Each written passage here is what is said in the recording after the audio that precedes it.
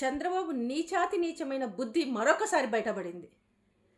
వృద్ధులకు వృద్ధాప్య పింఛన్ నేనే పెంచినాను గొప్పగా చెప్పుకొని చంద్రబాబు నాయుడు ఈరోజు వాళ్ళ పొట్టలపైన తన్నే విధంగా నిమ్మగడ్డను అడ్డం పెట్టుకొని ఈసీ ద్వారా వాళ్ళకు వృద్ధాప్య పింఛన్ రాకుండా అడ్డుకున్న దౌర్భాగ్యుడు చంద్రబాబు.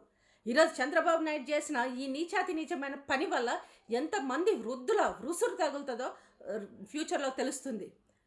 ఈ కనీసం వాళ్ళకి నోటి దగ్గరకు వచ్చే మెడిసిన్స్, నోటి దగ్గరకు వచ్చే తిండిని ఎత్తగొట్టిన దౌర్భాగ్యం చంద్రబాబు.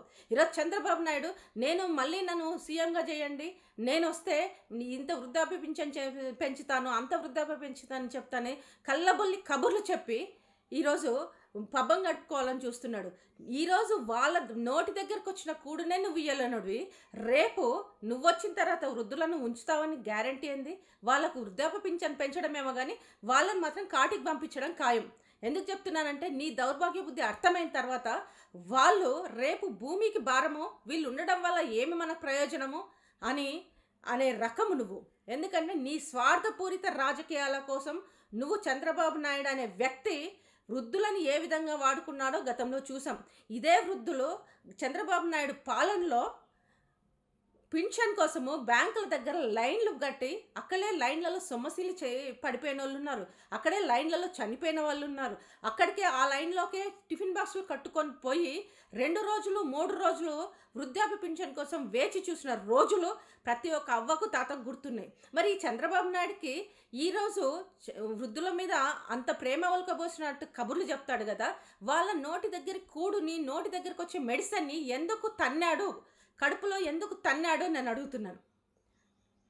చంద్రబాబు నాయుడు గారి పరిస్థితి ఎలా ఉందంటే,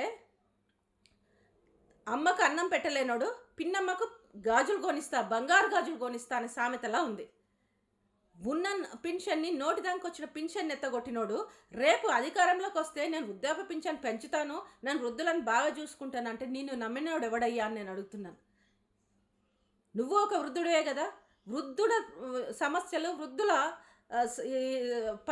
పరిస్థితుల్లో నువ్వే అర్థం చేసుకోకపోతే ఇంకెవరు అర్థం చేసుకుంటారు? నువ్వు ఒక వృద్ధుడివే కదా, నువ్వు బాగున్నావు కాబట్టి నీకేం తెలియట్లేదు. నీకు టైంకి ఫుడ్ వస్తుంది, టైంకి మెడిసిన్స్ వస్తున్నాయి, టైంకు వెనకాల నుండి పని చేసే వాళ్ళు ఉన్నారు కాబట్టి నీకు అది తెలియట్లేదు. ఈరోజు వృద్ధులను కాపాడుకోవడానికి జగన్మోహన్ రెడ్డి ఒక మనవడి రూపంలో వచ్చి వాళ్ళకి కావాల్సిన మందులు, ఆహార పదార్థాలు అన్నీ కూడా సమయానికి అందించి పెన్షన్ కూడా ఇస్తున్నాడు. దాన్ని జీర్ణించుకోలేక ఈరోజు వృద్ధుల పొట్ట కట్టిన దౌర్భాగ్యుడు నువ్వు.